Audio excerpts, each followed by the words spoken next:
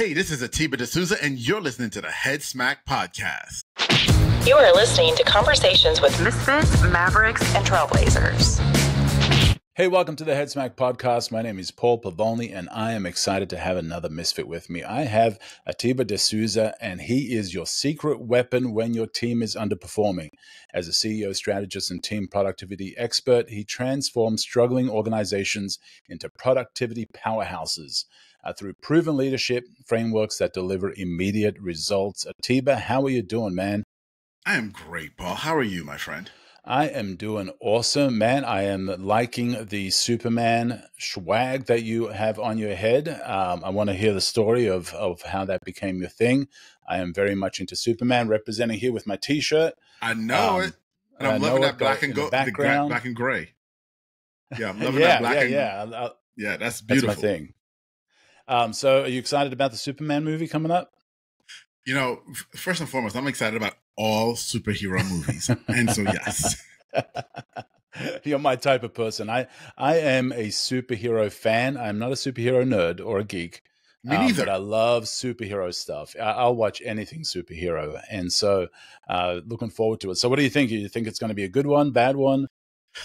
It's going to be interesting, isn't it? So this is the thing for me with DC.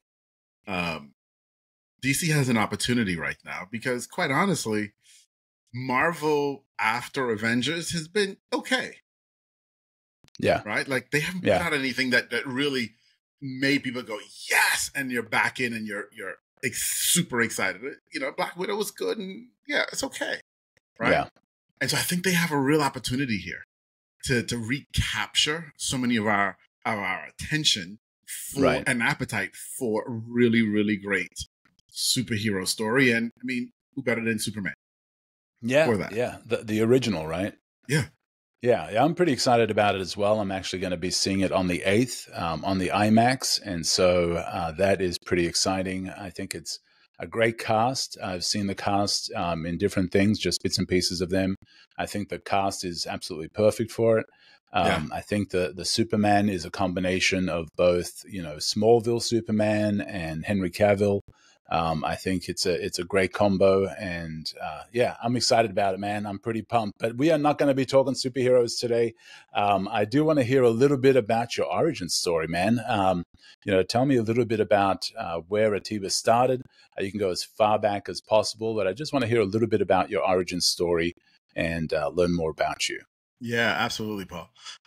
So I've been, let me just start here. 1996. Let's go all the way back there. Yeah, let's do it. Okay. Pre-2000. So 1996, myself and two friends who had been working together already for a couple of years, doing some projects and stuff. We sat in my mother's basement at the time, because that's when all good things, either in your mom's basement or your garage, like all good things happen. Yeah, in the 90s, yeah. Yeah, in the 90s. And we built a search engine in 1996. Wow. And we had a search engine online in 1996. Now, we did not know what we really had. So much so, Paul, that the next year in 1997, we sold it for a whopping $2,500. Wow. Wow. Yeah, so I missed the boat by a few zeros. Wow. Yeah, like 7. Yeah. My goodness. Right. And it's so funny because shortly thereafter, after we sold ours, and we were excited. I remember my mother coming downstairs and saying, "Hey, have y'all heard of?" And I think it was either Excite or Alta Vista, one of those really, really early ones. And we're like, "No, we never heard of it." She said, "Well, look it up." And we looked it up, and they had just sold for something like $5 million. And so we were sitting with our 2,500, and they had $5 million, and we were like, Wow. Yeah, so now, where did the skill come from for building a search engine? Like, that's not an easy thing. Where did that come from? Yeah, so me and these two friends were true nerds and geeks back in the day, right? So today I have to wear the Superman hat so I can look cool. Okay. But underneath your Clark Kent. Yeah, I'm just a nerd, right? And so we had been building, really, our first software application was in 1992. Wow. Where the three of us got together and built an online casino. Well, it wasn't online. It was a computer-based casino. I said online because of today, but it was a computer-based casino, Yeah. right? And it was just a thing that we did, and we had fun. We didn't make any money off or anything, but it was just something that we did. And we kept playing around, and we started building websites and doing other things. And so we were at a place where we had all of this information and all of these bookmarks. And if you remember back in '96, I mean, bookmarks suck today. Yeah. Yeah. They were awful back then, Right. right? In Netscape. Yeah. Right? Some people And just don't know the pain of they the don't. 90s internet. Yeah. And so that's how we ended up building a search engine, because we realized we had all of these thousands of bookmarks and we needed a way to find the information that we wanted quicker. Wow. Wow. Okay. And that's what we built. Yeah. And so that's how we ended up in that. From there, that started me in search. From there, we ended up doing and building search systems for the government, big systems for the US government. Then came back private sector. And that was about 2005 when we came back private sector. And at that time, Google was in a quandary. And the quandary Google was in was there were so many really smart marketers who were figuring out how to game the system and put junk at the top of Google search. Right. White lettering and all of that stuff. All the black hat tricks that they were using. And so Google had a problem. Now, because of my background in search, I understood how Google was going to solve the problem. And I said, well, if I understand how Google's going to solve the problem, and now we're going to have all these business owners who need the problem solved, that's what really kicked off the SEO agency that we've had for many, many years. Wow. Right? Did that for a very, very long time. Through that process, I mean, I've built, bought, sold all kinds of businesses. Yeah. And had all kinds of experiences. Still own an agency today. And today, so I own an agency, and a lot of my focus now is on teaching a lot of the stuff that I've learned over the years. A lot of the Headsmack stuff. Now, did you ever find out what happened to the people that bought your search engine for $2,500? Did they ever do anything with it, or did they miss an opportunity as well? They missed it too. Wow. Because and part of that was the way we sold it to them, and us not even understanding the bigger opportunity that it was at play. And I mean, it wasn't their business. You know, they weren't a software company. We ended up selling it to them so that because they had back then a really big website with 100 and something pages, and people could never find anything. Yeah. And so we sold them the software as site search. Oh, wow. Yeah. Okay. Yeah. I'm still friends with the owner of that company. And it's still in the Wayback Machine. If you go back and look at it, it's still there. Right? It doesn't work anymore, but it's still there what we built all those years ago. Yeah. So that led you to, building and selling and growing your company into what you do now. So when did the transition go from, the building of software to what you're doing now? Or are you still building software? So interestingly enough, my agency is back in the software building arena. But now we're building AI employees that support your marketing efforts. Oh, wow. So that's an interesting thing. I think people that might be listening to this have probably heard the term, heard the phrase, but don't really fully understand what that actually means. Like, is it really an employee? Can it really replace, certain types of people? So let's dive deep into that. Yeah. Because I know that's where your genius is. And, I got to speak at an event that you also spoke at and heard some of your genius there and saw the Superman hat and saw your vibe. And I'm like, okay, we got to connect. So I do want to hear about, what does that mean? What does it mean to have an AI employee, and what does that look like for people? And then, transitioning to who should be worried and who shouldn't be worried about it. Well, and that second part is the fun part of the conversation. Yeah. So here's the deal. The reality is the term AI employee is an evolutionary term. In other words, it's changing daily in terms of what its definition is, right? And there are different levels to this. So, was it a year and a half or so ago, a year ago, OpenAI came out with custom GPTs where you Right. can write little bits of code and it did something. And some people call that employees. Those aren't really employees. Those are specific tool-based tasks that do a thing. Yeah. They do a thing. Now, I don't know about you, but I don't know anyone who hires an employee to do one single thing. Yeah. Okay. Even if it's one process, there are multiple things in that process. And GPTs only typically do one sliver piece of that. Okay. All right. So let's hold that thought for a moment. Then we started coming up with this idea of the AI agent. Now, the agent says, okay, I can do a thing, but I can also think about the thing that I'm doing.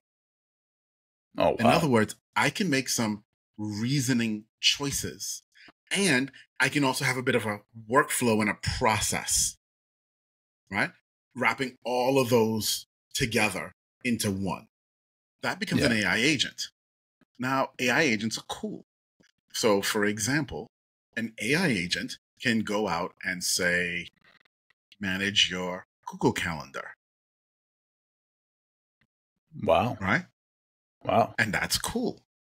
It can be smart enough to realize that you just requested to book a time that someone else has already booked for, and then say, hey, you can't book this time.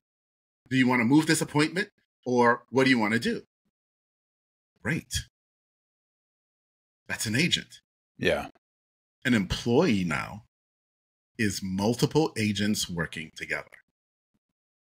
So now an employee can say, hey, I can manage your calendar. I can also do emails for you.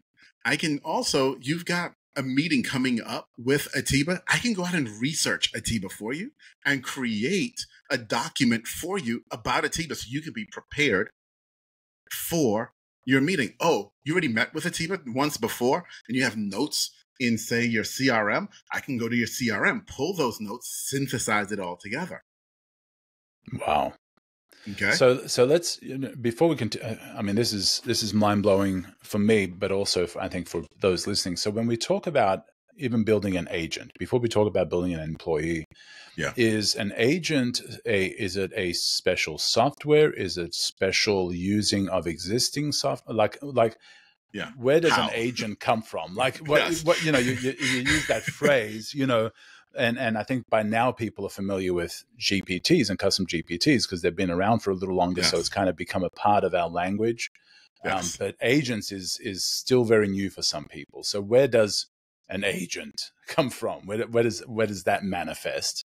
Welcome to the Matrix. Yeah, exactly. Right. That's exactly what I was.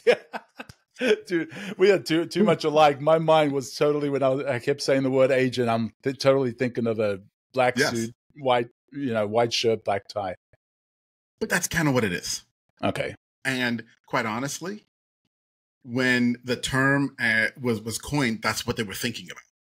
They were thinking about the Matrix. So you're spot on. Okay.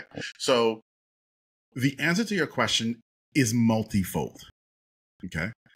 You can pull up a notepad in your computer and write code that will create an agent. Right? That's the old school software way. Right. There are programming languages that you can use, Python and so on and so forth, to write agents and create agents. Most of us can't do that. Right. Hell, I've got a background in software engineering and I don't even want to do that. Yeah. Okay. So that's one way. Now, that is the purest way. Now, what we have today are no-code tools.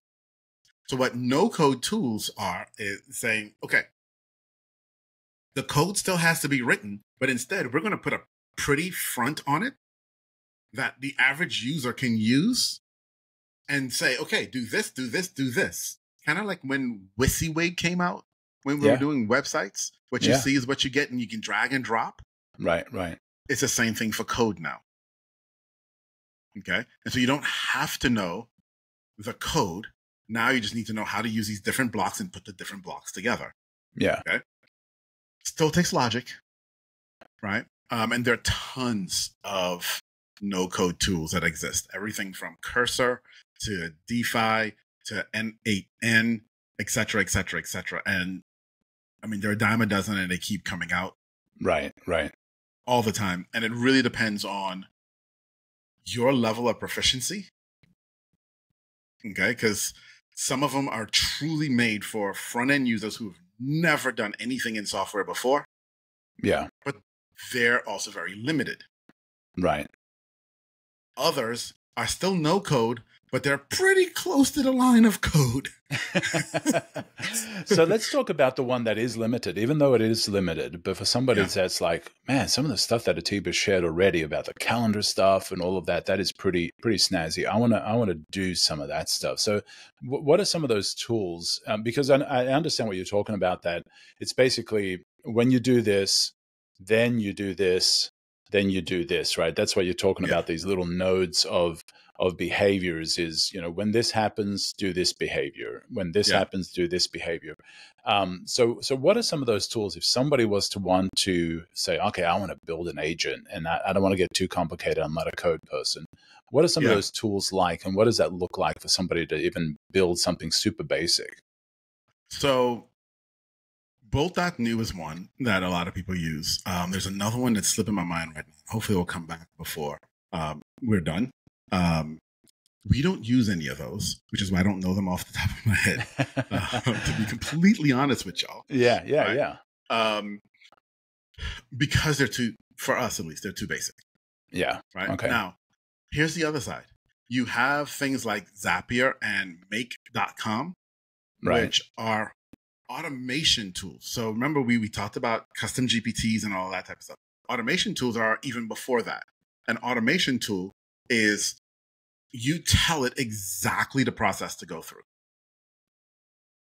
Okay. And it's step to step to step to step, and you define the entire thing. Right. What Make and Zapier have done is said, okay, let's take our automations and allow you to insert intelligence in the middle of an automation to create an agent. Wow. Okay. Versus like there's an agent that we released just yesterday, actually. And maybe as business owners, this might be helpful. You know how situations come up in business with staff, with employees, and sometimes you just don't know how to respond.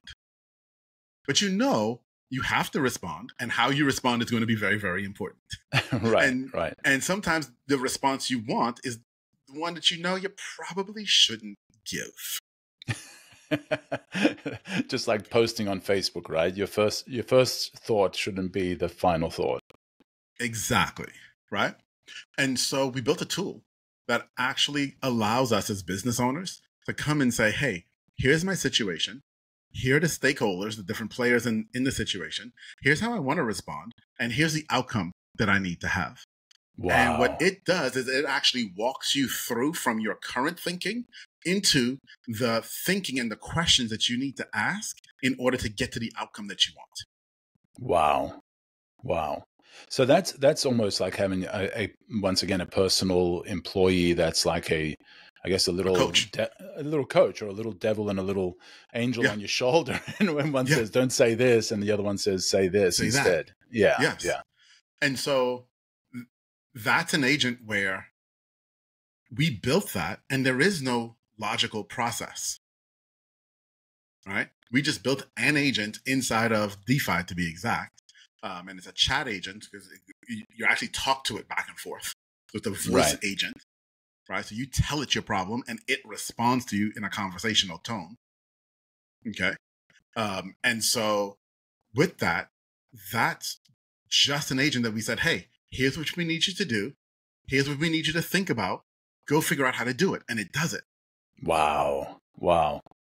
right? So we've talked about a couple of different ways to use, and I guess they're different forms of agents. We talked about the make or the Zapier, where you do a behavior. When I do this behavior, you do this behavior, and then inserted into that is some intelligence, right? And so Right. that's kind of a very different agent to what you're talking about, where it's a conversational agent, which is different to the one that you talked about, where it's manages your calendar and your CRM and some of that stuff. Am I getting that right? Is that Yes. okay? Those are all different ways of thinking about it. And so Paul, one of the things that we teach people and we share is when you're looking at your org chart, because that's what it all comes back to when we're talking about AI employees, whatever definition that we're using. When you look at your org chart and you're planning it all out and you're saying, we have a deficiency here. And you're thinking, well, how can AI help us here? Right? Wherever that may be on the org chart. Yeah. The key is to look at it from one out of three aspects and break that position down into one of these three aspects. What is the strategic work that needs to be done for this position? What is the tactical work that needs to be done for this position? And what is the analytical work that needs to be done for this position? When you look at it like that, it's a lot easier to see where AI can help. Wow. And so let's say AI could do all three. I, in that case, would build at least three different agents to make up that one employee. Yeah. Now, I noticed you didn't have knowledge as one of those three things, because knowledge is not a thing when it comes to AI, right? Well, yeah, knowledge is kind of ubiquitous. It's there, and Yeah. everything needs knowledge, and it's in the background, and and so here's the beauty of knowledge.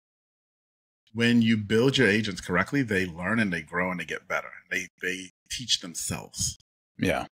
Which I know that sounds a little scary.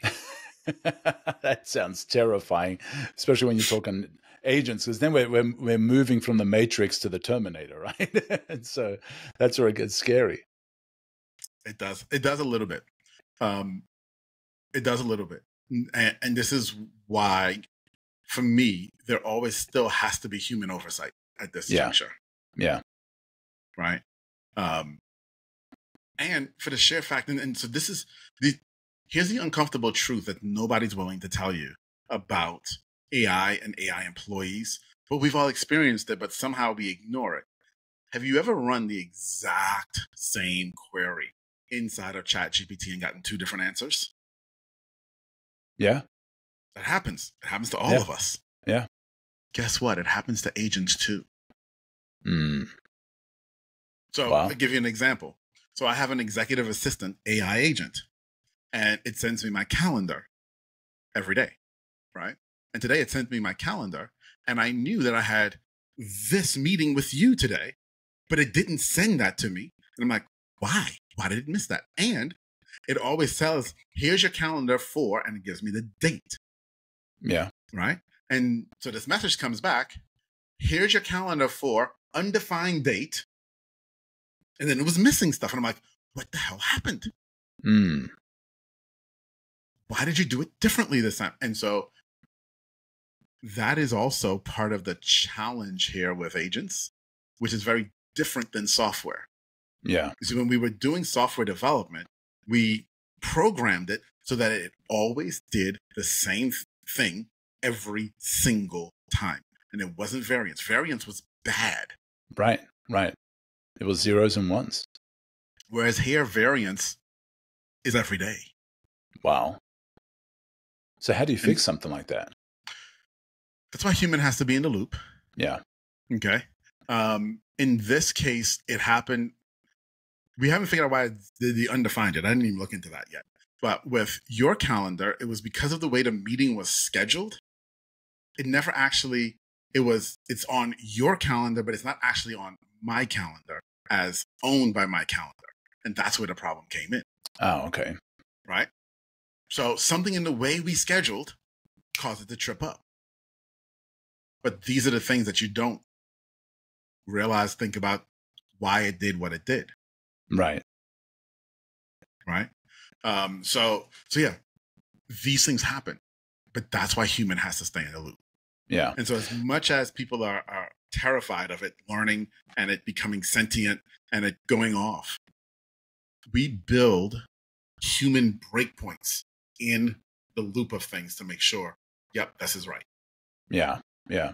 Checks and balances, making sure things are right. Now, I loved what you shared about looking at the org chart and looking at those three things that you need to consider when it comes to an AI employee. So let's talk a little bit deeper about that. As far as, what, and you could even like dissect those three things even deeper if you want to, but talk a little bit more about those three things when it comes to a business, because you're very much about productivity and making sure things are as efficient as they need to be, finding the glitches, the things that aren't as streamlined as they need to be, and fixing that. So talk a little bit about those and dig a little deeper and unwrap those a little bit more. Absolutely. So let's not make this hypothetical. Okay. Let's think about your org chart for a moment, Paul. What's a position, what's a role that's missing on your org chart that you would like to fill? Or one that you have filled, but the person who's there hasn't done everything. There's still pieces that are missing. Well, I'm a solopreneur, so I might not be the best thing. So we might need to find another example. Yeah. But even still, have you ever had a contractor or thought about maybe bringing in anyone else? Oh, yeah, definitely. So who would you bring in? Well, let's talk about the podcast. I'd bring somebody in to create this podcast, to edit it, and then to distribute it on social media. Okay, fantastic.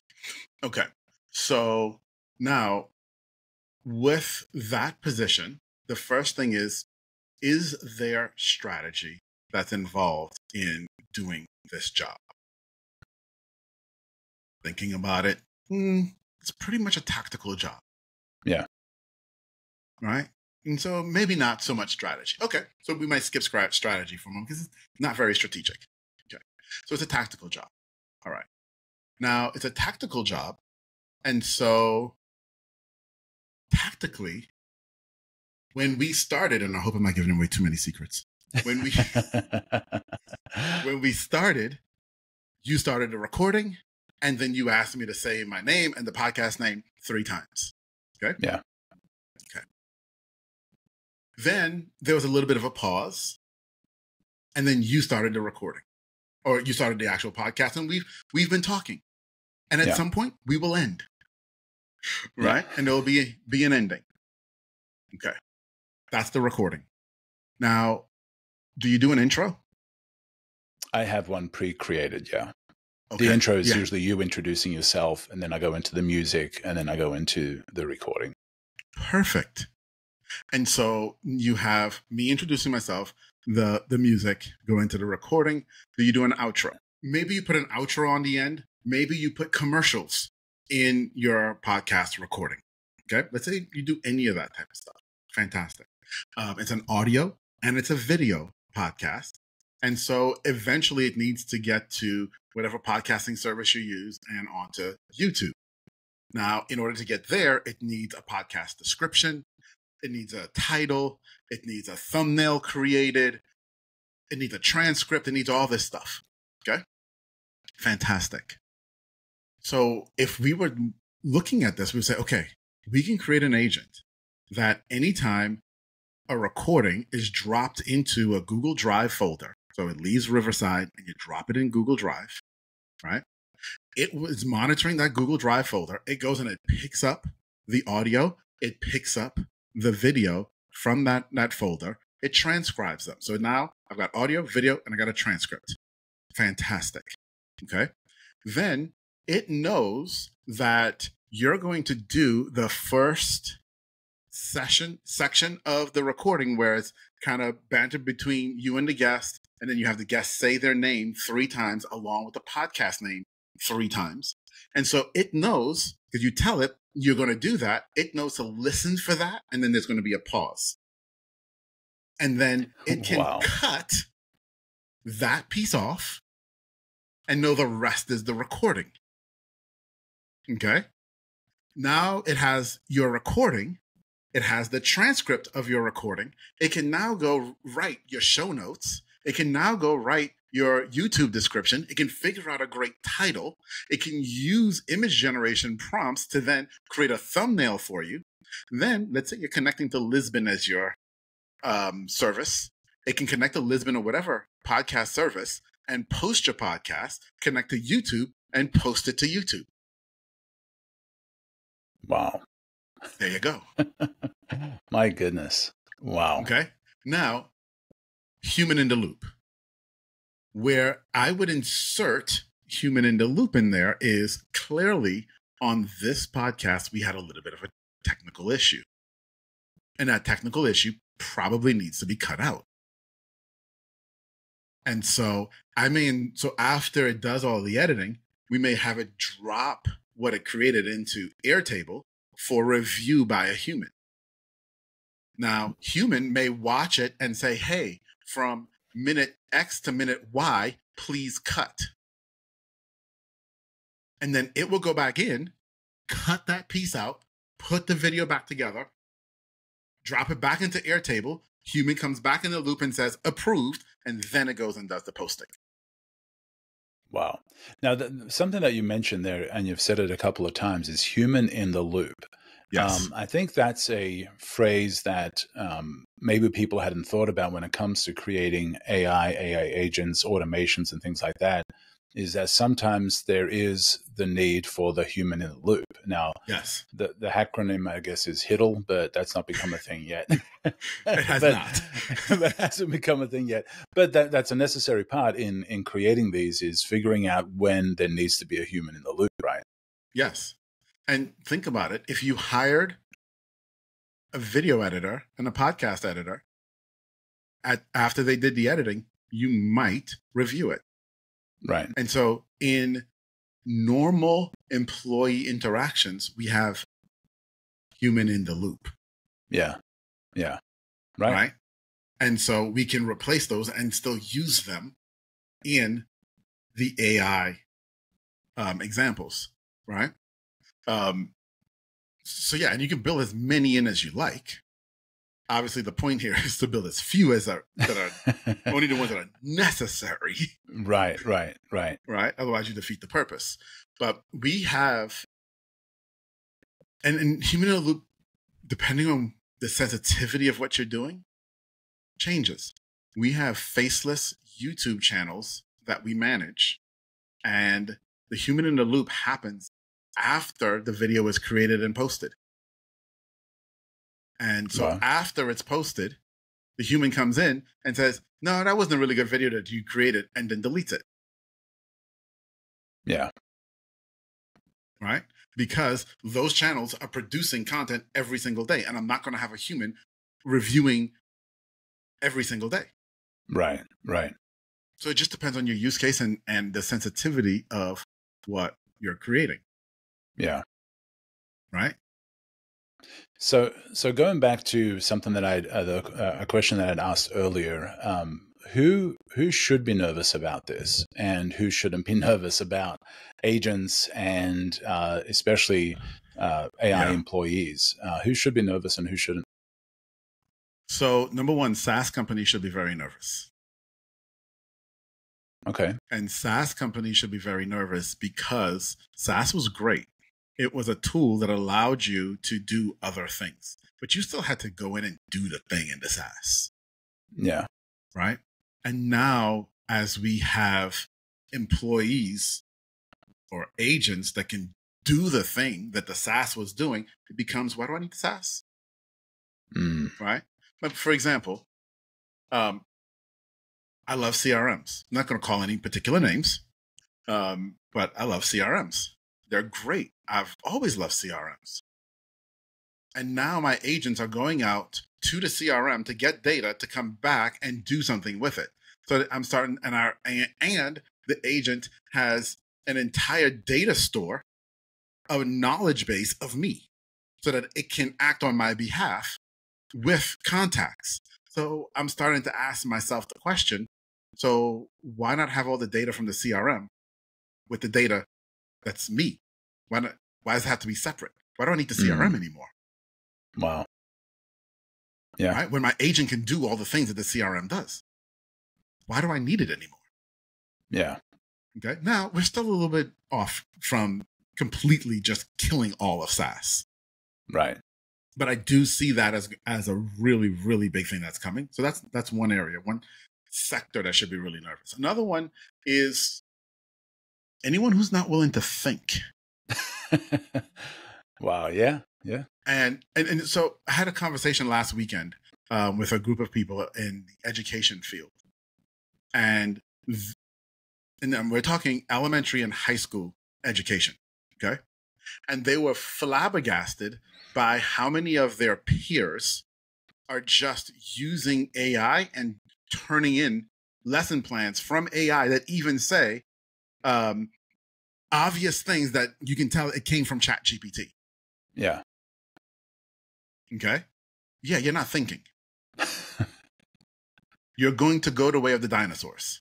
Wow. Okay. This life that we're going into is for the creators.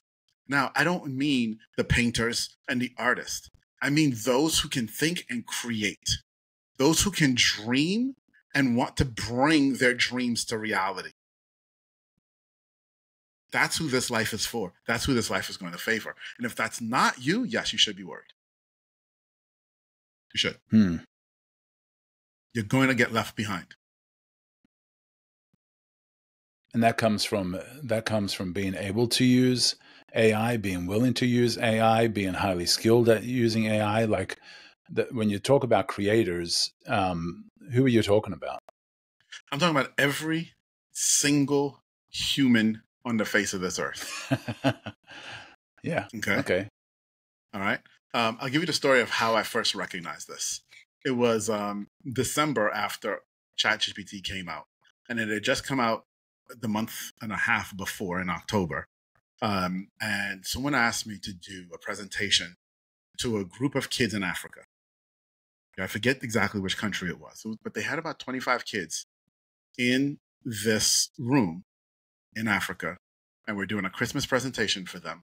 And I'm talking about the power of artificial intelligence. These kids, and I'm talking, they were 6 years old to 18. Okay. Wow. These kids had never heard of ChatGPT before that day. In that presentation, in that hour, I was able to walk with those kids over Zoom a month and a half after ChatGPT came out. And from the 6-year-old up, help all of them define business ideas that they can bring to market. Wow. Just by exploring the things that they're curious about. Wow. They can create. And so when I say every human on the planet, I literally mean it. And so those who have sat and always just waited, you're going to get left behind. Yeah. Those who will say, I don't know if I want to adopt, you're going to get left behind because this train is moving way too fast. And it's not about to slow down. Right. And it's evolving so quickly. They can get very quickly left behind. Very quickly. Because, I teach a web class, and we got it down now to, I'm only doing 2 topics, and we rotate once a month, these 2 topics that I teach in the web class. And we got it that way because like one of the things that one of the web classes is how to perfect the content on your website, right? Your landing page content, and that attracts your ideal customer. And every time we teach the class, month to 2 months later, it's a brand new class because the technology's changed so much. I got to update it. Yeah. Yeah. Wow. Okay. There are better ways to do it in just a 2-month span on that one little thing. And that's with using AI. Like what is changed recently about those things that you're teaching? So, for example, the first time we did it, it was on, okay, how to take your content and use ChatGPT to create your ideal customer profile, use your ideal customer profile to then figure out your best landing page content based on your offer that you're offering, blah, blah, blah, blah, blah. Great. Then Notebook.lm came out. And then it became, so here's now how you can first evaluate what your current website is saying to see the delta that you need to change as you then go build your ICP, have your offer, build the content, and then reevaluate it to see what is actually saying and how you're showing up. Then it became, forget all of that because now between Chat to Gemini, back to Claude, and then into Lovable, you can actually build the entire landing page and be done in an hour. Wow.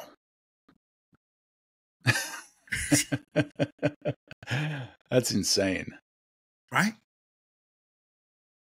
And so in that first iteration, we were barely just getting you content on a page that says, here's the content you should use. Go find a developer who can hopefully change it for you. In the second one, we were able to show, here's the content and here's why it works. And we gave you reasons why it would work. And so you felt really confident. And then in the third one, you walked away in an hour with an actual brand new website.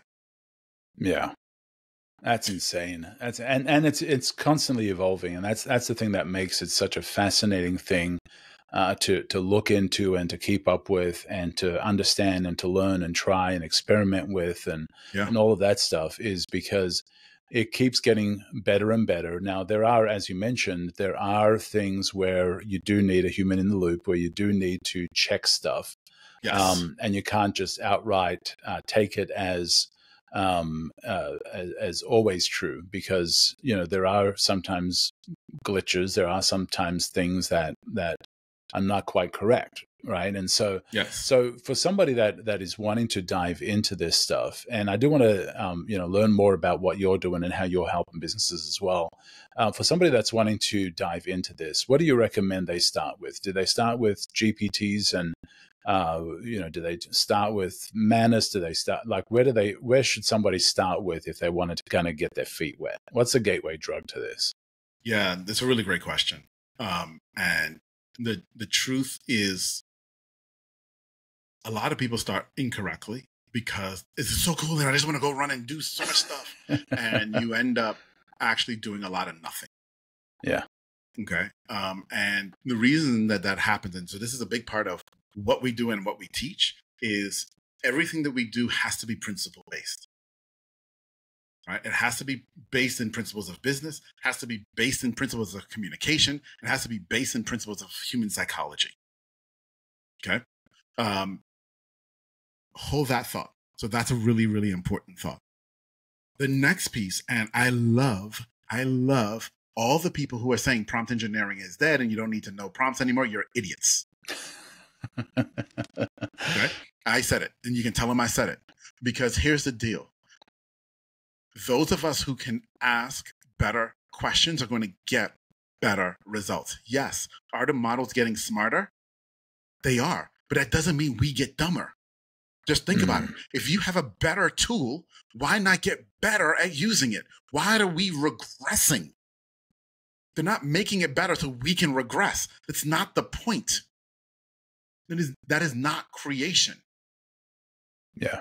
Okay. And so, yes, the place to start is learning prompt engineering and learning prompt engineering across the different models, whether that's OpenAI, whether that's Claude, Perplexity, Gemini, learning the differences between them, when you use what, and when you use them in combination with each other and how.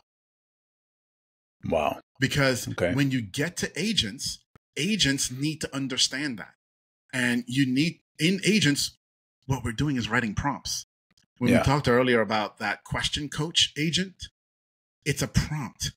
It's a 3-page prompt. Yeah. And if you don't know how to write the prompt, the agent's not going to produce for you.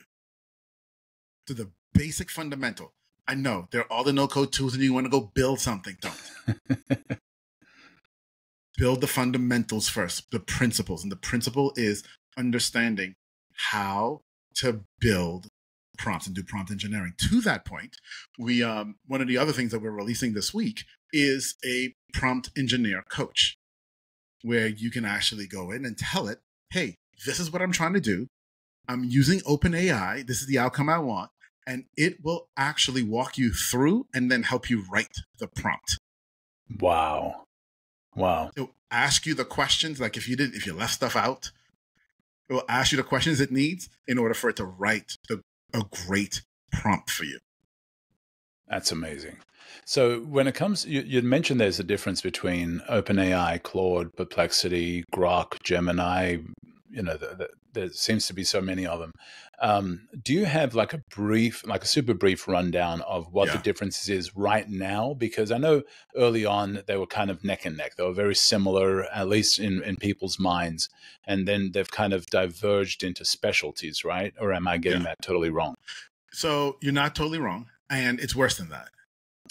And so I will be brief, but I'm in this brevity. Let me say the reality is you have the different companies, and then they have models underneath each of the companies, and each model underneath each of the companies does something different.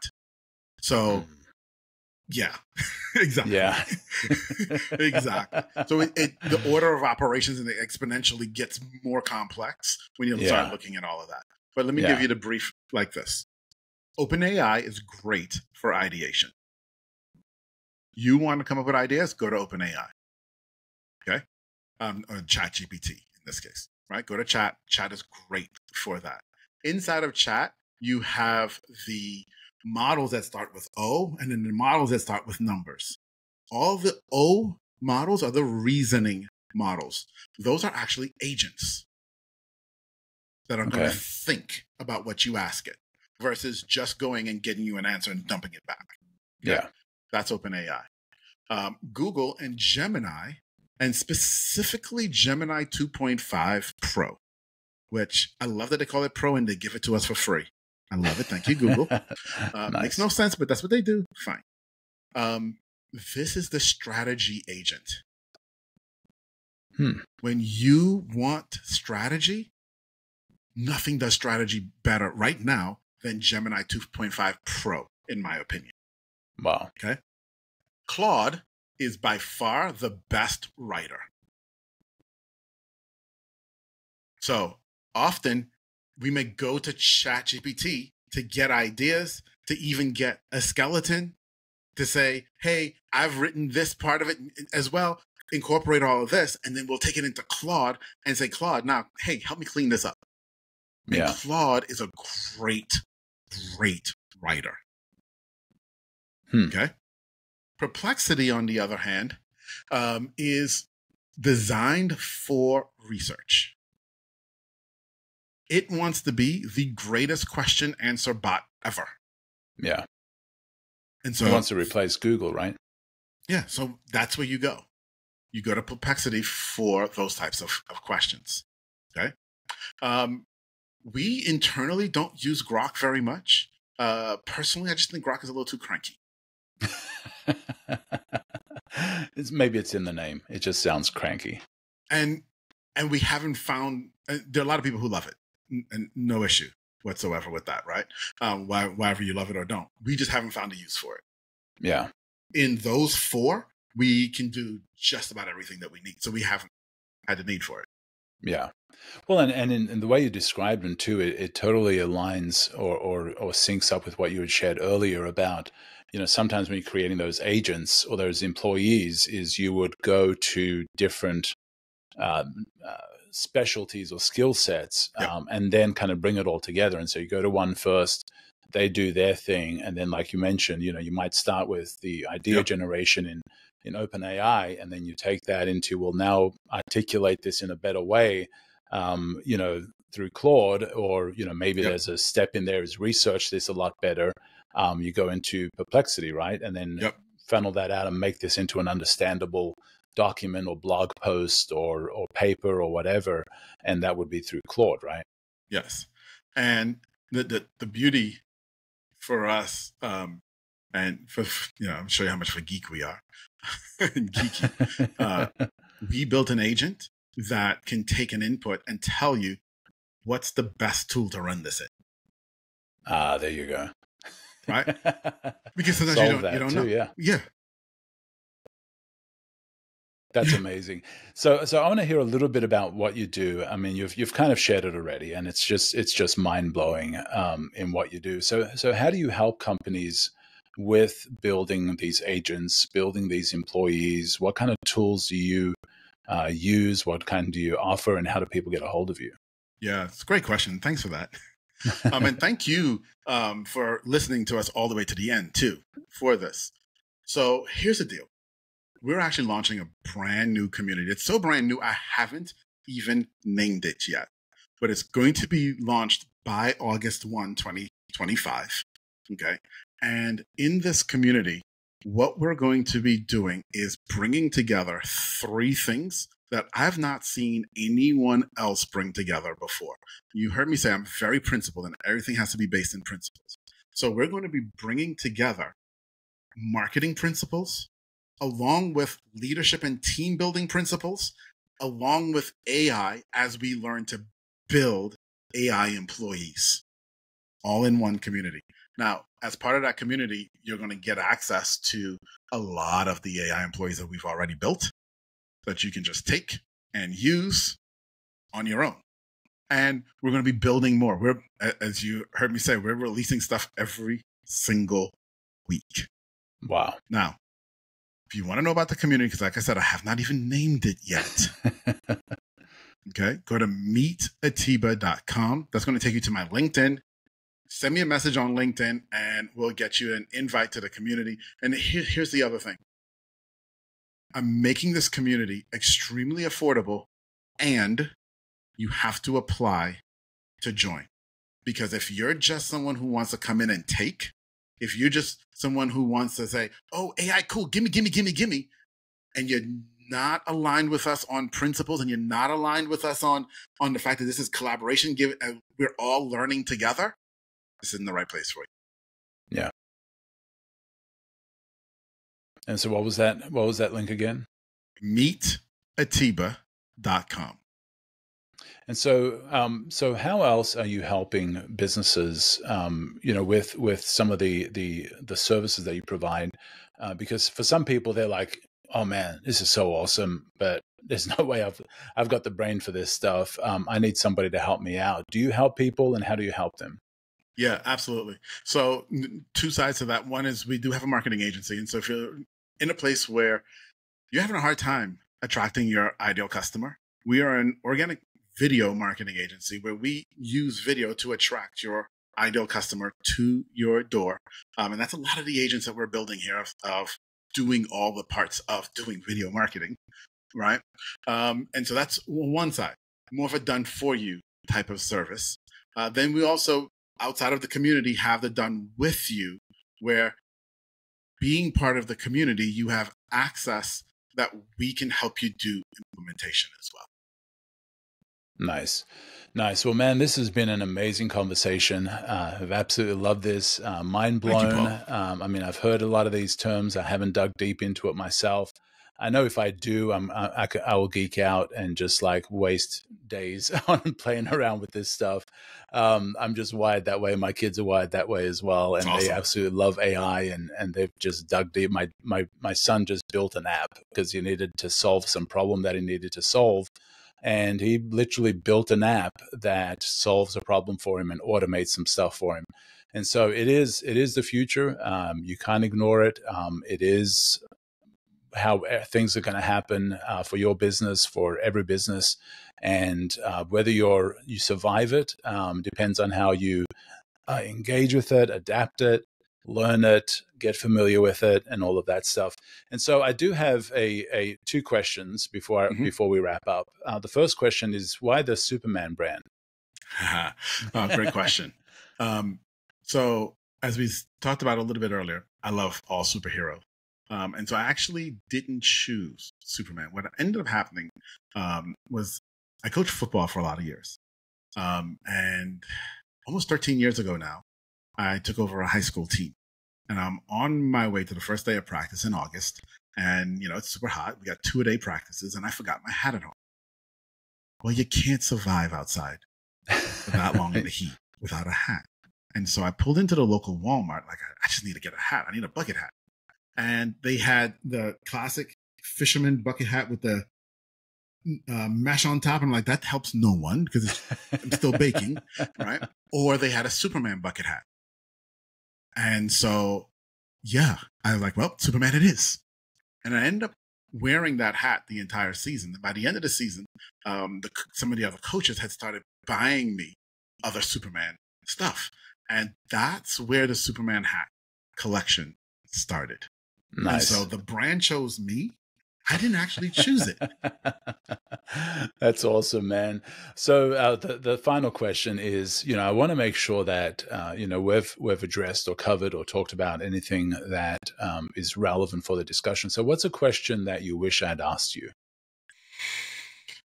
Oh, that's a great question. So the one thing that we didn't cover much, which is perfectly fine too, is the interplay between human and AI employees and how that shows up, especially as a business owner and a leader in your organization. So talk about that for a second. Sure. Thanks for asking.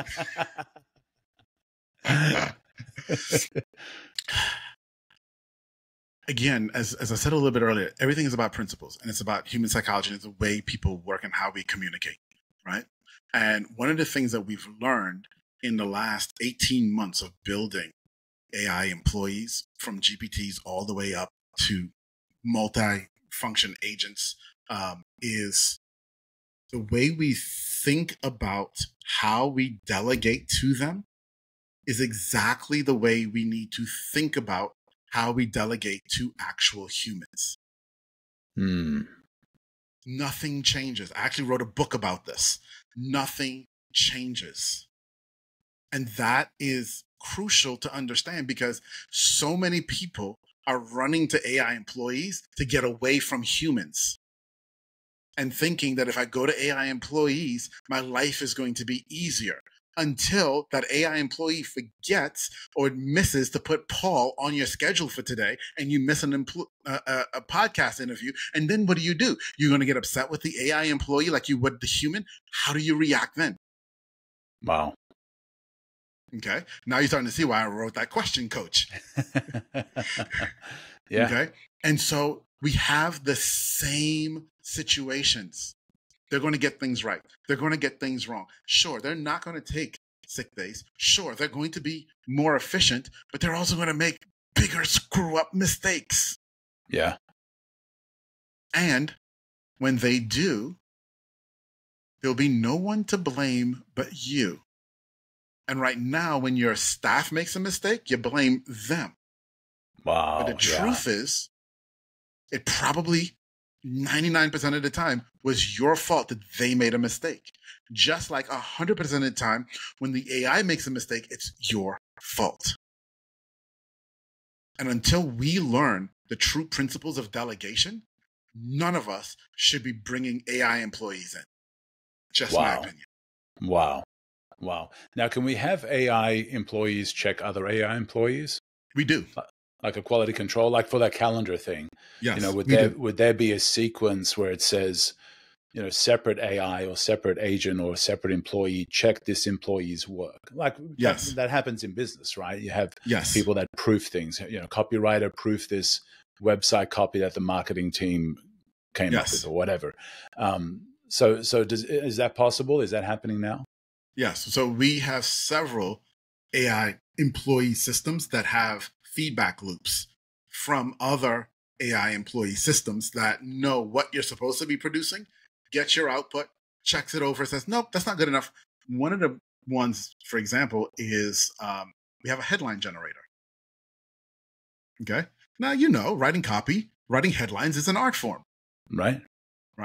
And so, yes, there's an AI agent that understands the customer, understands the content, produces a headline, and then there is the feedback loop that checks what you produced and said, no, that's not good enough based on, and get this is where it gets fun, based on what we know has worked in the past, that's not good enough because of X, Y, and Z. Modify. Wow. And then it modifies. That's amazing. That's amazing. So absolutely, there is supervision. Right. By other AIs. Even if it's not human in the loop, it's just another AI that is coming from a different realm or a different box that's checking on this one, because within that box something might have gone amiss. And so because you got to do that. I don't think we can 100% trust AI, for several reasons. There's also bias when it comes to AI, but there's also sometimes you can just get off track. And so, man, Atiba, this has been fantastic. Thank you. You've been mind blowing. I knew this would be a great interview when I saw your presentation, and I have absolutely loved it. I know you mentioned the book. You have a book coming out. Yes. And so if people reach out to you on LinkedIn to get a hold of that, I'm sure you're going to market it on there if they want to connect with you. Yep. Is that the best place to connect with you, on LinkedIn? Absolutely. Okay. Especially if you want to have an actual conversation with me. That's the best place to go. Just be, and I want to have a conversation with you. And so, send me a DM on LinkedIn. Let's talk. That's what it's there for. Let's actually connect human to human and chat. Right. And yes. Introduce you to the community. The book is thedelegationtrap.com, and it's all about how we learn to delegate better. Nice. Love that. And that's a whole nother discussion as well. So maybe we need to do a follow up to this conversation. That's another head smack, is the delegation. Yes, absolutely. So Atiba, this has been fantastic, and appreciate you coming on. And I've enjoyed this, and I'm sure you've provided a lot of head smacks for people that have maybe never considered AI, have heard about the different things it does, but had never really understood as broad or as much as it can do. And so this has been very enlightening, man. Thank you so much. Well, thank you. Appreciate you, buddy. All right. Have a good one. You too. You are listening to Conversations with Misfits, Mavericks, and Trailblazers.